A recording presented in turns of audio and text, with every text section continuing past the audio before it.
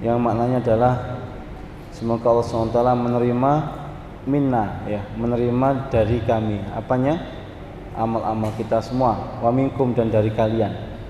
Semoga Allah SWT menerima amal kita semuanya, terutama amal-amal Ramadan yang kita telah lalui bersama 1 bulan penuh. Maka semoga Allah SWT terima puasa kita, Allah terima tarawih kita, Allah terima sedekah-sedekah kita, Allah terima tilawatul Quran kita, tadabbur kita, ta'lim kita, dan semua amal-amal baik yang telah kita lakukan murni karena Allah dan mengharap pahala dari Allah SWT. Semoga Allah SWT sampaikan kita di Ramadan akan datang.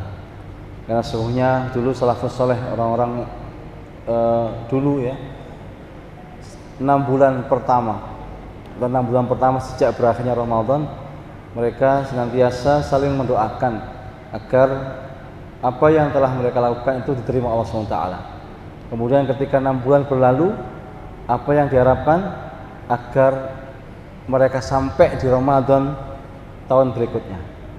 Karena hidup ini indahnya di situ saja, gitu. Bukan di Idul Fitrinya indahnya, tapi di Ramadan. Ya. Maka orang-orang yang fokus pada Idul Fitri ini sebenarnya eman. Ya, fokusnya harusnya pada Ramadannya. Bahkan harusnya kita bersedih ketika Ramadan berakhir. Kenapa? Karena sejak berakhirnya Ramadan itu berarti telah lepas, ya, setan-setan yang siap mengganggu kita. Berarti tantangannya lebih berat daripada Ramadan. Berarti maksiatnya sudah menghadang, berarti setan-setan pun sudah menghadang kita. Maka perbuatan baik itu jauh lebih berat dilakukan di luar bulan Ramadan daripada bulan Ramadan. Tetapi semoga Allah SWT senantiasa menolong orang-orang yang beriman, ya, yang selalu berdoa, Allahumma a'inna ala dzikrika wa syukrika wa husni ibadatik. Ya Allah, tolonglah kami, ya Allah, agar senantiasa bisa mengingatmu, ala dzikri wa syukrika, dan agar senantiasa bisa bersyukur kepadamu, wa husni ibadatik, dan agar senantiasa bisa melakukan kebaikan-kebaikan, ibadah-ibadah yang terbaik, ya, husni ibadatik kepada Allah SWT. Karena sesungguhnya hanya Allah yang bisa membuat kita mudah beramal soleh. Karena hanya Allah yang bisa memudahkan kita istiqomah, ya. Kalau bukan karena Allah, maka barangkali na'udzubillah kita akan sulit, ya, melakukan ketaatan demi ketaatan. Hadirin yang dimuliakan Allah SWT, pada malam hari ini selain kata taqabbalallahu minna wa minkum, kalau di negeri kita itu biasa ada kata-kata selanjutnya, yaitu minal a'idin wal faizin, ya. Semoga kita jadi orang-orang yang a'idin, ya, orang-orang yang kembali kemana? Kembali kepada Allah SWT.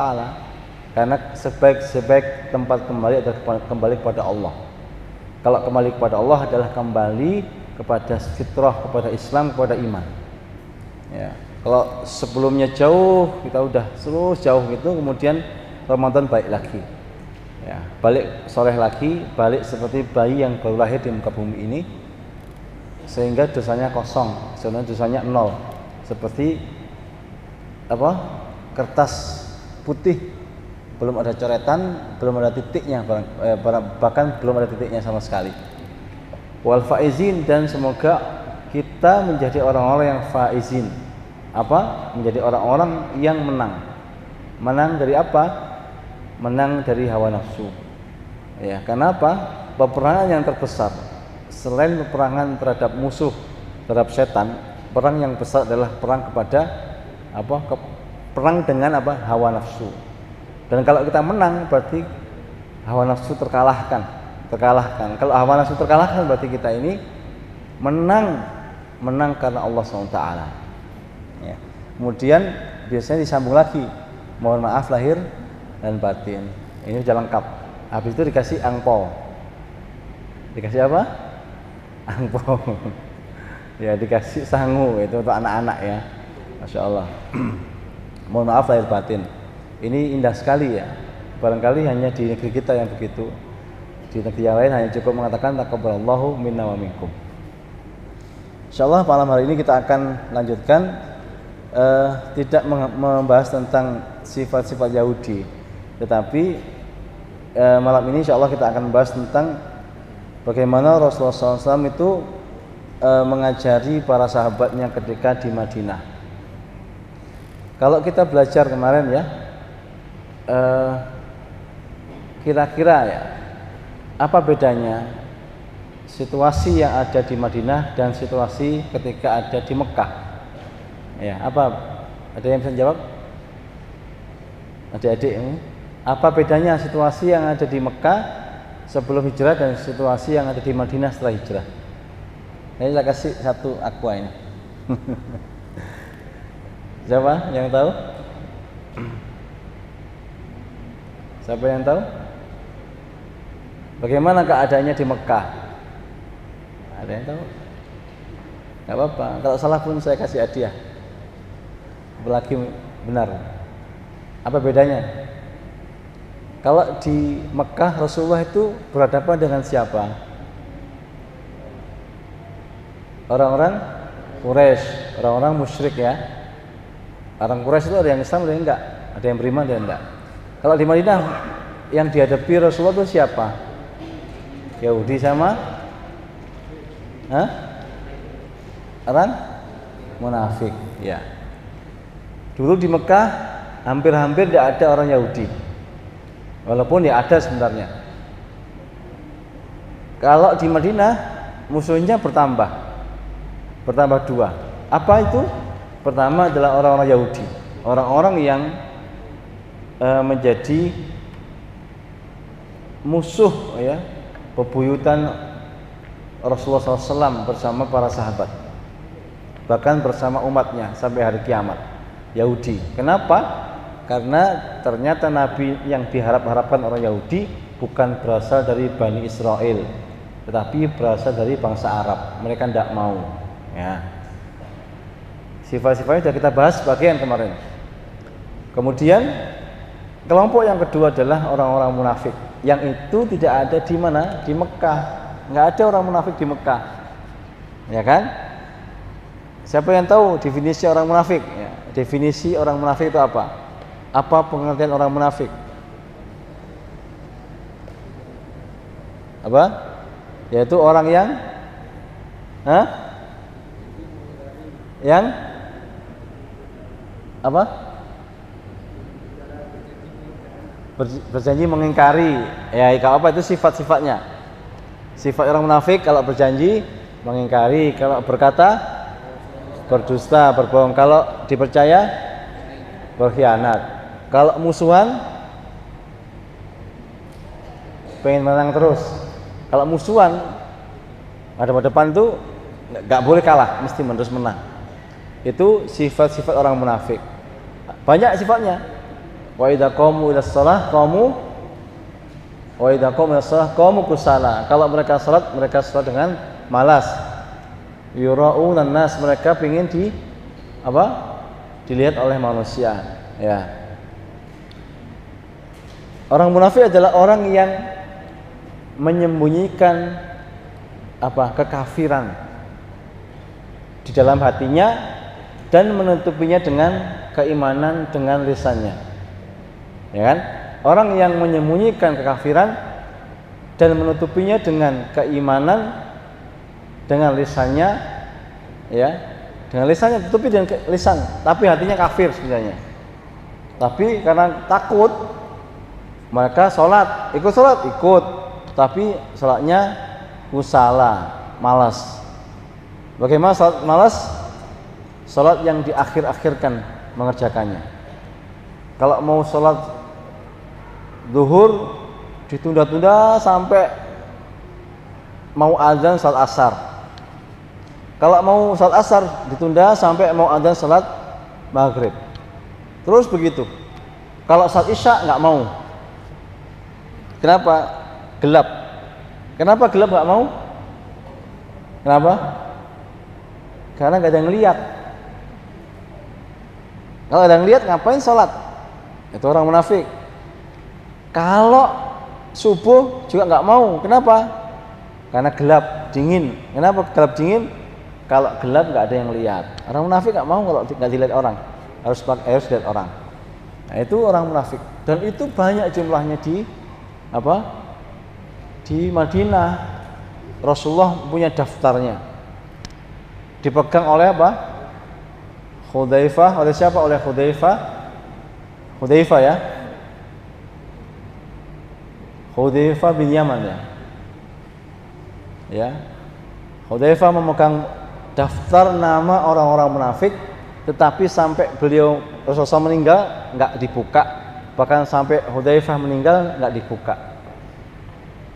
ya nggak dibuka, masya Allah ya, simpen rapat-rapat, disimpan rapat-rapat. Nah ini susah orang munafik. Kenapa? Kalau orang Islam itu bersepakat dalam kebaikan, mereka akan ngerusui, ya, menggunting dalam lipatan. Tahu menggunting dalam lipatan? Atau menjadi musuh dalam selimut. Ikut rapat tapi dibocorin ke musuhnya. Berjanji bahwa mereka akan bersama Rasulullah dan para sahabat, mereka ternyata bersama orang-orang kafir Quraisy di Mekah atau bersama Yahudi. Itu sifatnya orang munafik. Ya. Itu yang dihadapi kaum muslimin. Maka ketika Rasulullah di Madinah, tema surat yang turun di Madinah berbeda dengan tema surat yang turun di Mekah. Kalau di Mekah itu temanya tentang apa? Tentang perbaikan diri, tentang surga neraka, tentang balasan orang-orang beriman, balasan orang-orang musyrik, ya, tentang ayat-ayat kauniyah, tentang penciptaan bumi, penciptaan langit, proses terjadinya hujan, bagaimana bumi dihamparkan, itu di Makkah. Untuk apa? Untuk menguatkan iman. 13 tahun Allah menurunkan Quran di Mekah, satu-satu, surat demi surat, ayat demi ayat. 13 tahun, yang biasa kenal sebagai surat Makkiyah. Ayatnya pendek-pendek, biasanya lebih gampang dihafal daripada surat yang turun di Madinah, panjang-panjang, ya. Isinya keimanan dan perbaikan individu. Kemudian perbaikan berubah ketika di Madinah, mulai perbaikan perbaikan keluarga, mulai membahas tentang anak, tentang istri, tentang visi misi keluarga, itu di Madinah. Kenapa? Karena beda Mekah dan Madinah, maka itu pun beda temanya. Karena Quran itu turun untuk apa? Untuk memberi panduan kaum muslimin, orang-orang beriman, bagaimana cara bergaul, hidup, ya, di mana dia tinggal, bersama siapa dia tinggal, dan menjawab segala persoalan yang timbul di kala Quran itu diturunkan. Maka Rasulullah itu biasanya kalau ditanya orang Yahudi, yas'alunaka 'anil anfal, mereka, Allah berfirman ya, surah Anfal, bertanya kepadamu tentang anfal. Qulil anfal lillahi war rasul. Maka katakanlah bahwa rampasan perang itu untuk Allah dan untuk Rasulnya. Allah jawab sendiri di dalam Quran, menjelaskan tentang itu. Semua Quran itu untuk di antara fungsinya adalah menjelaskan permasalahan, pertanyaan-pertanyaan yang timbul, ya, di mana Rasulullah berada. Terus begitu terus. Maka di Madinah sudah berubah temanya. Temanya keluarga dan tema negara. Kenapa? Kata Rasulullah, kalau di Makkah belum punya kekuasaan, tapi kalau di Madinah sudah punya kekuasaan. Siapa pemimpinnya? Rasulullah Muhammad SAW. Ada kekuasaannya, ada harta yang banyak yang dipegang kaum muslimin, ada orang-orang yang harus diayomi, harus dijaga, harus diurusi. Tetapi mereka juga punya tetangga yang berbeda dengan kaum muslimin. Siapa? Orang-orang munafik dan orang-orang Yahudi. Maka apa? Maka Quran turun untuk memberi panduan bagaimana cara bergaul dengan orang Yahudi dan orang munafik. Itu negara itu. Ya, nanti di ujungnya adalah sampai Rasulullah itu sampai berkirim surat ke negeri-negeri di luar Mekah. Itu bagaimana taunya? Karena ayat-ayat Allah itu menyuruh kaum muslimin untuk meluaskan dakwahnya. Ya, maka kita lihat bagaimana Rasulullah itu mendidik para sahabat ya dengan panduan wahyu. Maka lihat surat di antara surat Makkiyah atau surat Madinah yang turun ya adalah suratul Baqarah. Maka surat Baqarah itu beda dengan surat yang makanya juz 30, juz 29, juz 28, juz 27 beda dengan Al-Baqarah. Ayatnya panjang-panjang, bahas tentang orang-orang munafik, bahas tentang orang-orang Yahudi. Yang di ayat Makkiyah enggak ada, ya, panjang-panjang. Tetapi kadang-kadang masih ada persamaannya, ya, masih ada persamaannya. Seperti ya ketika Allah berfirman, A'udzubillahi minasyaitonirrajim. Ya ayyuhan nasu ubudu rabbakumul ladzi khalaqakum wal ladzina min qablikum la'allakum tattaqun. Alladzi ja'ala lakumul arda firasyan was samaa'a binaa'a وأنزل من السماء ماء فأخرج به من الثمرات رزقا لكم فلا تجعلوا لله أندادا وأنتم تعلمون. Wahai manusia itu sebenarnya karakternya orang Mekah. Kenapa? Karena di Madinah sudah ya ayyuhalladzina amanu, wahai orang yang beriman. Ya. Kalau manusia kan umum, ya, umum. Apakah dia sudah beriman apa belum? Manusia kan begitu. Tapi di sini masih menggunakan kata itu, ya ayyuhan nasu ubudu rabbakumul ladzi khalaqakum. Wahai manusia, sembahlah Rabbmu, Rabb kalian. Alladzi khalaqakum, yang telah menciptakan kamu. Walladzina min qablikum, dan telah menciptakan orang-orang sebelum kalian. La'allakum tattaqun, agar kalian menjadi orang-orang yang bertakwa. Nah, ini lihat, alladzi ja'ala lakumul arda firasya, yang Allah itu ya telah menjadikan untuk kalian itu bumi firasyan, yang terhampar seperti karpet. Bumi itu katanya kan bulat, ya. Tetapi bulat kok enggak meleseti orang yang duduk di atasnya, yang berdiri di atasnya. Orang bisa bangun rumah, orang bisa berlari, orang bisa bercocok tanam, bisa bekerja tanpa takut jatuh. Kenapa Allah hamparkan bumi? Seperti apa? Seperti layaknya karpet yang terhampar di masjid atau di tempat-tempat. Firasyan itu seperti cirinya surat Makkiyah, menjelaskan tentang bumi, bentuknya. Waja'alna an-nahara ma'asha waja'alna al-laila libasa, ya. Itu jelaskan tentang malam, siang, tentang gunung, ya, sebagai pasak-pasaknya. Nah, itu ciri Makkiyah. Tapi Allah juga mengatakan begitu. Was samaa'a binaa'a, dan Allah jadikan langit itu bina, seperti bangunan. Nah, bedanya langit itu bangunannya tanpa tiang. Itu mirip dengan ayat pada surat Makkiyah. Diingatkan lagi bumi tempat mereka berpijak, diingatkan lagi dengan langit bangunan yang tanpa tiang itu. Wa anzala minas samaa'i maa'a, dan Allah yang telah menurunkan dari langit itu air. Ini seperti Makkiyah, diingatkan lagi, yang menurunkan air itu siapa? Allah. Nah, kalau ilmu hari ini nggak kenal hujan, ya hujan. Kenapa hujan? Karena kita di musim penghujan, sehingga nggak ada syukurnya. Lihat kalau ada orang-orang yang tinggal di misalnya di Makkah, Madinah, orang-orang sibuk ngiyup, sibuk berlindung dari hujan. Sebagian dari kaum muslimin di sana yang tinggal di sana malah keluar menyibakkan rambutnya biar dijatuhi air hujan, kemudian mengatakan Allahumma shayyiban nafi'a. Saya lihat guru saya begitu. Bahkan surabaya dicopot. Allahumma shayyiban nafi'a. Allahumma shayyiban nafi'a, berdoa kepada Allah SWT. Itu kenapa? Waktu istijabah doa itu ketika turun hujan.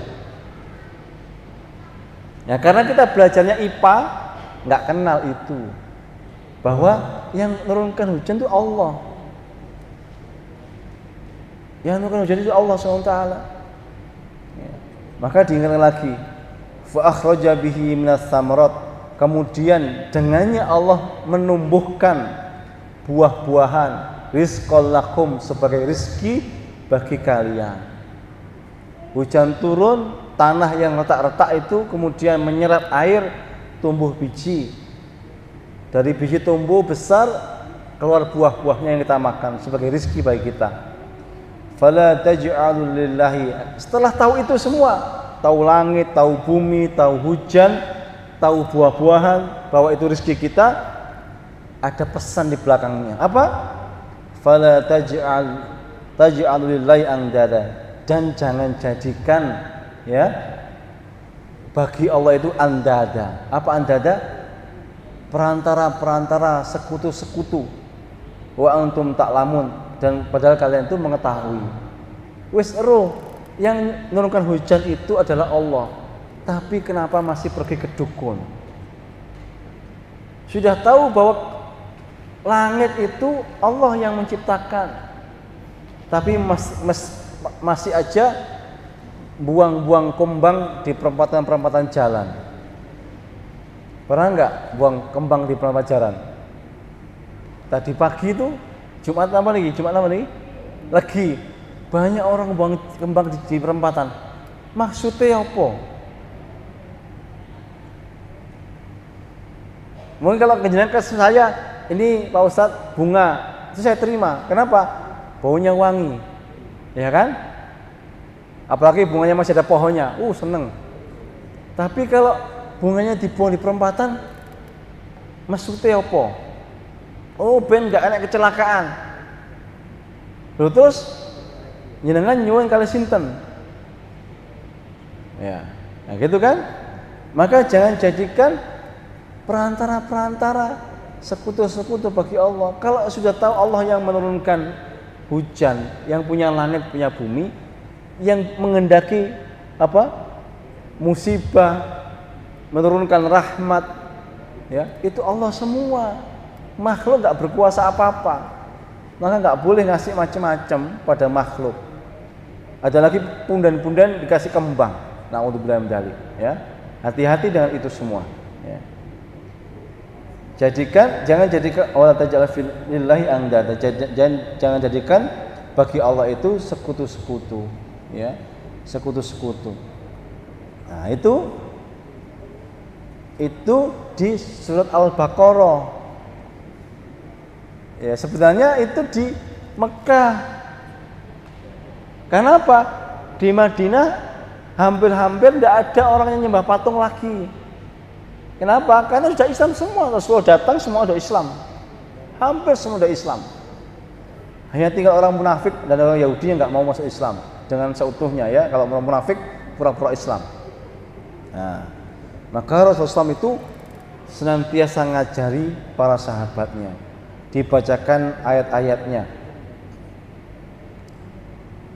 Maka ini pentingnya ilmu,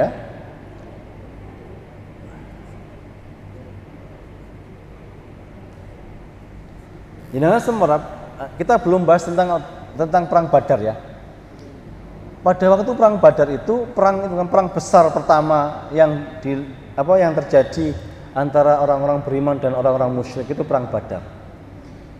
Itu di antara orang-orang Quraisy itu ada orang yang ditawan. Terus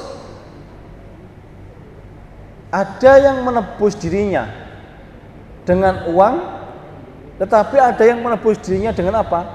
dengan mengajarkan, ya, setiap satu orang tawanan itu mengajarkan kepada sekitar 12 atau 13 orang beriman agar bisa baca dan bisa menulis. Disuruh ngajari. Berarti apa? Ayat yang turun pertama kali di Madinah, di Makkah, Iqra bismi rabbikal ladzi khalaq, itu dikuatkan lagi dengan apa? Dengan Rasulullah SAW senantiasa ngajari para sahabat dan anak-anak mereka baca dan tulis. Nggak formal seperti kita, ada sekolahnya kelas 1, 2, 3, SD, SMP, SMA, S1, S2, S3, enggak. Tetapi belajarnya bisa dengan siapa saja, bisa di mana saja. Dan tempat yang paling memungkinkan ketika itu adalah masjidnya Rasulullah SAW. Maka di masjid itu nggak pernah sepi orang belajar, terutama masjid bagian belakang. Apa namanya? Ahlus Suffah. Bahkan di masjid bagian belakang itu nggak pernah sepi 24 jam sehari. Selalu ganti-ganti orang yang belajar di situ. Ya. Yang intinya adalah belajar kitabullah, belajar tentang kitab Allah SWT, tentang tauhid, ya, tentang syariat dan tentang akhlak, perbaikan hati. Itu diajarkan. Bahkan Allah SWT membandingkan antara orang-orang yang taat dan orang-orang yang tidak taat, antara orang-orang yang punya ilmu pengetahuan dan yang tidak punya ilmu pengetahuan. Dibandingkan, apakah sebanding orang yang punya ilmu dan tidak punya ilmu? Enggak sama, enggak sebanding. Apakah sebanding orang yang beriman dan tidak beriman? Juga enggak sebanding. Ya. Maka di antara ayat itu adalah amman huwa qanitun ana al-laili sajidan wa qa'iman yahdharul akhirah wa yarju rahmat rabbih qul hal yastawil ladzina ya'lamuna wal ladzina la ya'lamun innama yatadzakkaru ulul albab. Dan apakah dia yang qanitun, yang taat, ana al-laili, yang sepanjang malamnya sujud kepada Allah, qaiman, atas sepanjang malamnya itu apa? Qaiman, berdiri, yahdharul akhirah, ya, mereka itu sangat perhatian kepada akhirat, ya, mengharap akhirat. Kemudian wa yarju rahmat rabbih, dan mengharapkan rahmat Rabb mereka, Rabb dia, Allah SWT. Maka katakan hal yastawil ladzina ya'lamun, maka katakanlah apakah sama orang-orang yang tahu, yang punya ilmu pengetahuan, dan orang-orang yang tidak punya pengetahuan? Tidak sama. Pertanyaannya nggak bisa dijawab. Kenapa? Ya nggak sama pasti orang yang tahu dan tidak tahu. Innama yatadzakkaru ulul albab. Sesungguhnya orang-orang yang ingat adalah orang-orang yang punya ilmu pengetahuan. Jadi zikirnya orang punya pengetahuan, zikirnya orang yang memiliki pengetahuan itu adalah zikir memikirkan ciptaan Allah Subhanahu wa taala. Yang ingat itu adalah orang-orang yang ulul albab, yang Allah beri pengetahuan. Ya. Maka doa-doa, ya, Nabi pun Allah abadikan, seperti doanya Nabi Musa alaihissalam, ya, yang Rabbish rahli sadri wa yassirli amri wahlul 'uqdatam min lisani yafqahu qawli wahlul 'uqdatam min lisani yafqahu qawli, ya. Rabbi wa qur rabbi zidni ilma, ya Allah, kalau ini Rabbi zidni ilma, ya Allah, tambahlah ilmu, ya, tambahlah ilmu, itu ditekankan. Dan Rasulullah SAW itu sangat menghargai orang-orang yang punya ilmu pengetahuan. Bahkan nanti para pemimpin-pemimpin itu adalah lulusan Masjid Nabawi.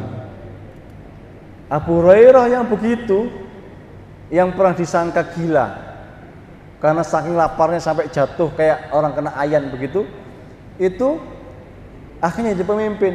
Bilal yang dulunya budak hitam itu akhirnya jadi pemimpin. bahkan mengalahkan siapa? Mengalahkan orang-orang Quraisy yang memiliki harta yang luar biasa, yang memiliki pengaruh yang luar biasa. Kenapa? Karena patokannya pemimpin itu adalah bastatan fil ilmi wal jism. Seperti apa karakteristiknya pemimpin pada kalangan Bani Israel, yaitu apa? Bastatan fil ilmi wal jism. Mereka punya apa? Ilmu yang banyak dan badan yang kuat. Ya, itu yang jadi pemimpin, bukan yang banyak duitnya. Kalau hari ini pemimpin itu yang banyak duitnya, ya kan? Itu ciri pemimpinnya orang Yahudi. Kalau nggak punya duit nggak bisa jadi pemimpin. Bisa nggak jadi pemimpin di negeri kita kalau nggak punya duit? Nggak bisa. Nah, itu dari dulu begitu, ya. Kapan balik lagi nanti kalau semua kembali kepada Islam, peradabannya berubah menjadi peradaban sebagaimana Nabi dulu, maka akan hadir pemimpin-pemimpin yang apa? Punya ilmu pengetahuan, yang takutnya kepada Allah melebihi takutnya kepada manusia. Wah, itu zaman keemasan itu akan hadir lagi insyaallah, ya. Itu pujian Allah ya kepada orang punya ilmu. Bahkan di Al-Baqarah itu, surat yang di Madinah itu, Allah mengisahkan tentang Adam. Apa sifat Adam yang tidak dimiliki oleh malaikat, sehingga malaikat itu harus sujud kepada Adam. Sujud bukan sujud menyembah, tapi sujud menghormati. Sujud karena taat kepada Allah. Apa? Wa 'allama Adamal asma'a kullaha. Dan Allah SWT telah mengajarkan Adam nama-nama semuanya. Orang kalau tahu nama berarti orang itu apa? Pinter atau bodoh? Pinter. Itu apa? Dia bisa menjelaskan, ini lampu, lampunya ini berapa watt. Itu kan tahu nama gitu. Nah, Adam Allah berikan kemampuan untuk menyebutkan seluruh nama-nama yang malaikat tidak bisa nyebutin. Ya. Maka orang yang paling banyak bisa menyebutkan nama-nama, dia pinter.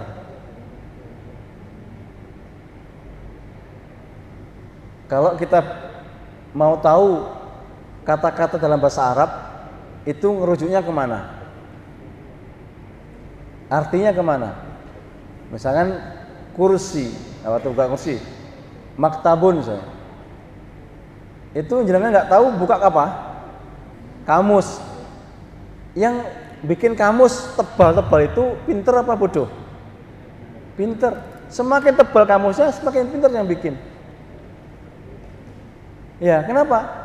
Adam diberi keistimewaan Allah SWT bisa menyebutkan nama-nama, semua nama. Dan apa? Malaikat tidak bisa. Malaikat tidak bisa. Itu yang membuat malaikat akhirnya pasrah tunduk ketika Allah perintahkan untuk bersujud kepada Adam. Iblis ngeyel.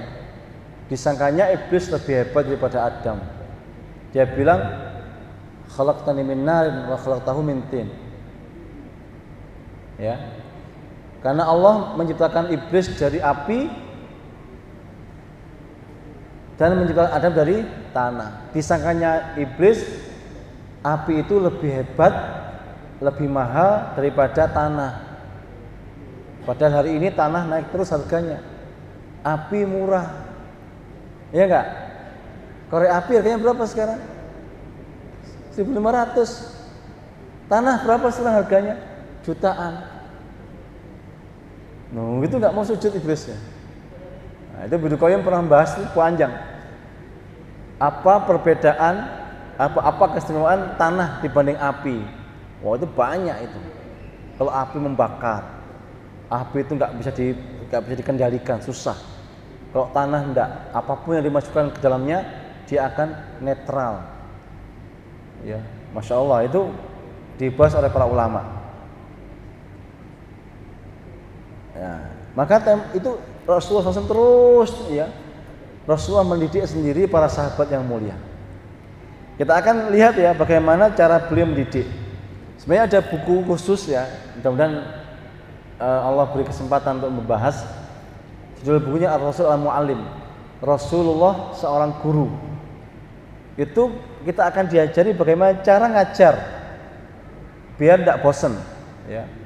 Cara ngajar biar nggak bosan. Bagaimana caranya? Itu ada sekitar 40 cara. Sebenarnya nggak semua itu. Ada 40 cara ngajar. Kalau adik-adik ini mau jadi guru itu ada pelajaran itu ya, pelajaran bagaimana cara ngajar itu. Apakah dengan bertanya, apa dengan memisalkan sesuatu atau mengkisahkan sesuatu atau membandingkan. Nah, itu banyak caranya. Nah, kita akan lihat. Ini mu'alif hanya menyebutkan beberapa saja ya, beberapa saja bagaimana cara Rasulullah itu mengajarkan biar apa? Biar para sahabat itu langsung bisa memahami apa yang Rasulullah sampaikan. Ya, apa yang Rasulullah sampaikan. Di antara cara beliau tikrul hadis wa i'adatihi. Yaitu apa? Mengulang-ulang. Ngulang-ulang apa? Ngulang-ulang pembicaraan. Dan i'adatu dan dibaleni lagi dari depan. Ya. Dibaleni dari awal. Persis sama ketika adik-adik mungkin menghafal Quran itu kan diulang-ulang ya, berapa kali ya, 50 kali dan 100 kali gitu ya. Diulang-ulang, semakin banyak ngulangnya semakin susah hilangnya ya. Semakin sedikit ngafalnya semakin gampang hilangnya. Maka ini berbeda dengan cara sekolah hari ini yang ada di SD, SMP, SMA. Hari ini anak-anak nggak diajari ngulang-ngulang pelajaran. Anak-anak hanya diajari apa? Bukan menghafal, memahami saja tanpa menghafal. Kalau hanya memahami, dia paham. Tetapi kalau suruh ngulang, nggak bisa ngulang dengan sempurna. Tidak seperti ilmu yang diulang-ulang, ya, bolak-balik begitu. Bisa diulang-ulang lagi. Ya.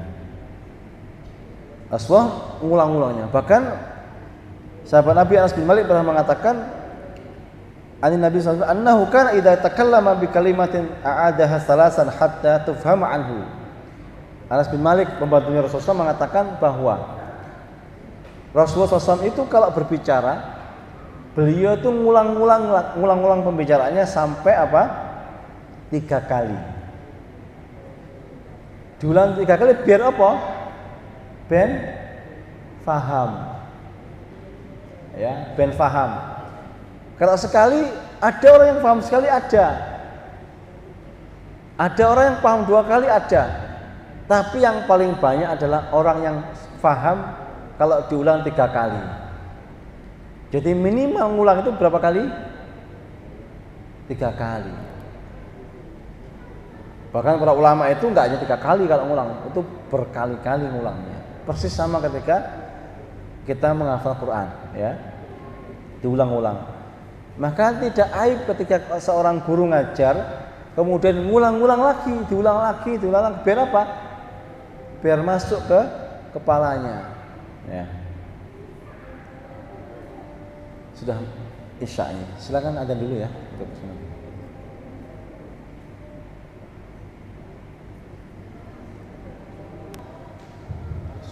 Kita lanjutkan sedikitnya. Kemudian selain beliau mengulang-ulangnya ya, at-ta'ani fil kalam wal fasl bainal kalimat. Ya. Kemudian beliau pelan-pelan ngajarnya, ya, pelan-pelan. Walaupun mudah bagi beliau untuk bicara cepat, ya, tapi beliau pelan-pelan. Kenapa? Biar gampang mendengarkannya. Cepat lambatnya orang bicara itu tidak menunjukkan pinternya orang. Bahkan kita sering salah bahwa orang yang pinter itu yang ngomongnya cepat. Kalau ngomongnya cepat, yang paham sedikit. Ya, tapi kalau yang lambat ngomongnya pelan-pelan, maka yang paham akan banyak. Ya. Dan ada jeda antar kalimat. Jeda antar kalimat. Tidak disambung-sambung tanpa titik, tanpa koma. Makanya untung ya kita ini hidup di zaman sekarang yang bahkan kalau ada kitab itu ada titik dan komanya. Dulu kalau kita baca kitab lama itu titiknya tidak ada, susah, panjang begitu, ya, menyusahkan orang. Kemudian datang akhirnya paham bahwa harus pelan-pelan. Apalagi misalnya ngajari anak-anak, ngajari orang yang belum dewasa beda dengan ngajari orang yang sudah dewasa. Diulang-ulang terus gitu. Kenapa? Konsentrasinya orang berbeda sesuai dengan umurnya. Misalnya umur 5 tahun paling dia hanya bisa konsentrasi sekitar 5 menit, 10 menit. Habis itu tengok-tengok lagi. Maka akan aneh ada anak yang usianya 12 tahun masih susah konsentrasi. Berarti ada yang salah. Ya. Karena semakin bertambahnya usia, semakin lama konsentrasinya. Ya, berarti perlu ada perhatian lagi. Kenapa kok sampai kehilangan konsentrasi? Ada anak-anak yang sudah harus tenang di usia 9 tahun, tapi ada anak-anak yang sudah 10 tahun bahkan masih nggak bisa tenang. Berarti ada yang salah pada pendidikan orang tuanya.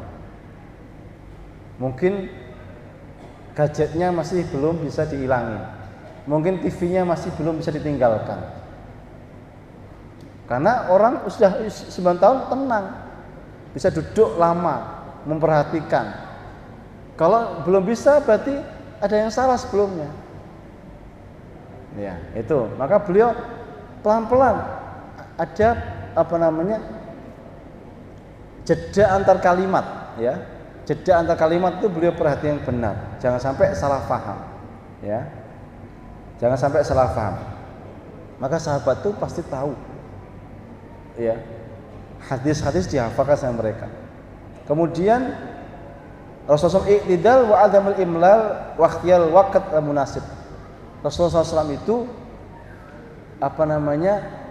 tidak terlalu lama dan tidak terlalu singkat. Kemudian punya waktu-waktu khusus, tidak sepanjang waktu belajar. Kadang beliau belajarnya di waktu subuh, kadang belajar tidak di waktu itu. Waktu pas jalan, waktu pas nemui sesuatu di pasar, pas nemui sesuatu di perjalanan safar. Nah, itu mencari waktu-waktu yang sesuai. Makanya sekolah hari ini itu kadang-kadang kurang nggak bisa mengajarkan semua ilmu. Misalkan bagaimana cara mengajarkan ilmu tentang qiyamul lail misalkan. Sementara di rumah nggak pernah dibangunin malam sama bapak ibunya.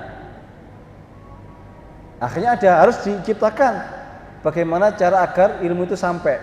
Ada kemah malam-malam, kemah Sabtu Ahad, ada camping. Sehingga apa? Ilmu yang tidak bisa diajarkan dan dipraktekkan di sekolah bisa dipraktekkan ketika camping itu. Kecuali yang mondok, ya, mondok kesempatannya banyak. Tapi yang sekolah biasa, SD, SMP, SMA tidak bisa. Nah, kesempatan belajar di luar. Dan bahkan Nabi pernah ngajari Ibnu Abbas itu di atas kendaraan. Hari ini ada nggak sekolah di atas kendaraan? Nggak ada, ya kan? Maka Rasulullah itu luar biasa mencari waktu yang tepat, ya, waktu yang tepat. Kalau ngajari orang di kelas saja nggak berbekas, tetapi ngajari pas ketemu apa dikasih tahu begini, wah, langsung nempel di kepalanya. Ya, contoh ketika Rasulullah itu mengajak sahabat ke pasar, boleh nggak orang alim ke pasar? Ya boleh. Pas di pasar Rasulullah melihat bangkai kambing yang telinganya kecil. Rasulullah bertanya, apakah ada dari kalian yang membeli bangkai ini dengan harga 1 dirham? 1 dirham itu 60.000 cuman. Sahabat bilang, buat apa ya Rasul? Uang ketika hidup saja kami nggak mau beli ini. apalagi ketika mati. Kenapa? Karena apa? Telinganya kecil. Dulu orang-orang Arab menganggap kambing yang telinganya kecil itu kambing yang aib, bahkan tidak boleh dipotong, nggak boleh dikorbankan. Kenapa? Dianggap aib. Kalau gitu, maukah kalian menerima hadiah dari ini, dari kambing ini? Tidak mau ya Rasul. Wah, ketika masih hidup saja kami nggak mau dikasih hadiah kambing yang begini, yang telinganya kecil, apalagi sudah bangkai. Itu kan Rasulullah ngajar di pasar, ada kambingnya yang mati, kemudian terakhir baru masuk ilmunya. Begitulah dunia. Dunia itu tidak lebih baik daripada hanya seekor bangkai kambing yang telinganya kecil mati. Lalu kenapa engkau kejar-kejar kemudian melupakan akhirat kalian? Ilmunya masuk situ. Nah, kalau nggak di pasar, bisa nggak diajarkan itu? Nggak bisa. Mungkin kalau kita ngelihat apa mati gitu ya, baunya busuk gitu ya, kita nutupi hidung kita. Nak, tahu nggak nak, bahwa nanti di neraka itu baunya lebih busuk daripada bangkai katak ini.